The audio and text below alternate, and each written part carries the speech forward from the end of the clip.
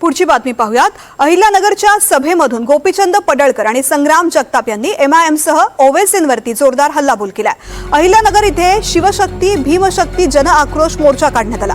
पाकिस्तानचे हिंदू भारतामध्ये आणा, इकडचे मुस्लिम तिकडे पाठवा असं बाबासाहेब आंबेडकर म्हणाले होते असं वक्तव्य पडळकरांनी केलंय। त्याचबरोबर औरंगजेब तुमचा आजोबा आहे का असा सवाल करत पडळकरांनी ओवेसींवरती निशाणा साधलाय।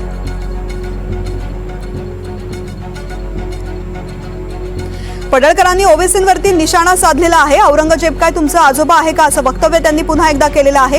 या वादग्रस्त वक्तव्याची राजकीय वर्तुळात चर्चा सुरू झालेली आहे। अहिल्यानगरच्या सभेमधून गोपीचंद पडळकर आणि संग्राम जगताप यांनी एमआयएमसह ओवेसींवरती जोरदार हल्लाबोल केलाय।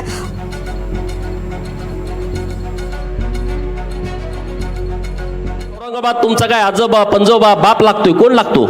औरंगजेब कोण लागतो? तुमचा अहमद कोण लागतो? या देशामध्ये राहता, या महाराष्ट्राच्या मातीमध्ये राहता, हितलं खाता आणि तुम्ही बाहेरच्या लोकांची गाणी गाता।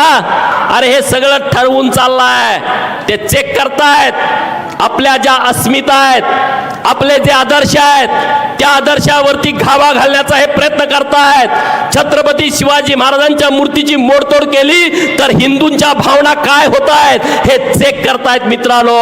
अरे छत्रपती शिवाजी महाराजांच्या मूर्तीकडे जर कोणी हात घालत असेल तर त्याचा हात तोडून टाकला पाहिजे, हे धाडस आपण केलं पाहिजे।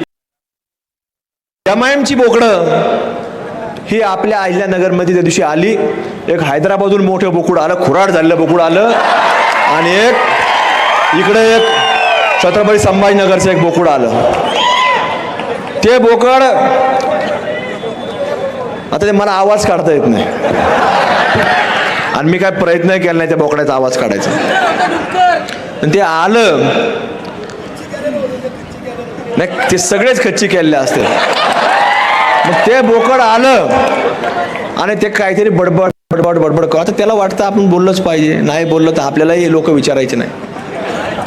आता त्यांची भाषा बदलली। पूर्वी सांगायचे ते पूर्वी भाषणात 15 मिनिट पोलीस हटाओ फिर देखेंगे। अरे 15 मिनिट कशा, तू 5च मिनिट वाव दे, आम्ही सांग 15 मिनिट काय लागतात? 15 मिनिट बी लागत नाही, तू 5च मिनिटं सांग। पण तुम्ही म्हणता आता निवडणुकीचं व्यासपीठ नाही, पण सगळं तिथंच येतंय शेवटी, सगळं तिथंच येतंय शेवटला। म्हणून आपल्याला सुद्धा विचार करण्याची आवश्यकता आहे। आपल्याला राष्ट्रगीत म्हणणारे लोक त्या सभागृहात पाहिजेत का नाही पाहिजे हे सुद्धा आपल्याला ठरवावं लागणार। आणि इथंच नाही, कुठल्याही सभागृहात, ग्रामपंचायतची सभागृह जरी असलं तर तिथं आपल्या विचाराचे लोक पाहिजेत। जो राष्ट्रगीत म्हणतो तो उभा राहतो, जो संविधान मानतो। म्हणून हे सगळं आपल्याला बारकाईने विचार करण्याची आवश्यकता आहे। आता काही दिवसांमध्ये आपल्याला याच्यामध्ये हळूहळू आता बऱ्याच ठिकाणी रिझल्ट पाहायला मिळतोय, आणि निश्चित रूपानं आपण चांगल्या पद्धतीनं जिथं जिथं काही घटना घडल पहिले प्रत्युत्तर देऊ आणि मग मोर्चा काढू, ही तुम्ही काळजी करू नका। जिथं जिथं काही घडल तिथं प्रत्युत्तर देण्याचं काम केलं जाईल आणि नंतर मोर्चा काढायचं काम करू। आणि आपल्यातलेही 4-2 हात बसले काय फरक नाही पडत।